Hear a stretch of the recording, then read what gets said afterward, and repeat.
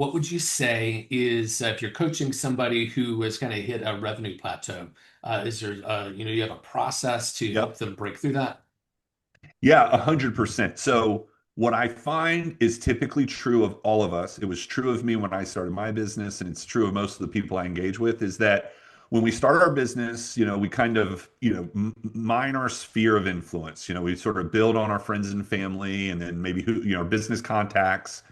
And we get to a certain level of success, but we don't know how to get past that because we don't understand business development. I mean, I thought if Yeah. I made a good business and did a good job, that people would just seek me out.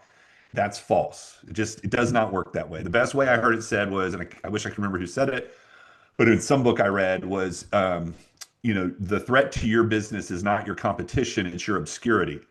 And that's what I try to help them understand. But it starts with, so the first thing I start with anybody I work with is defining kind of who they are. I have a tool to help them define their mission, vision, and core values. A lot of people have never done that exercise, or if they did it, they can revisit it. So we define kind of who they are there. We define what are their goals. So I have a tool to help walk them through goal setting. And then ultimately, who is your ideal client? And we then look at the intersection of who they are and who their ideal client is. And it's like if it was a Venn diagram, your content and your marketing, it lives in that kind of shared space between who you are and who your client is.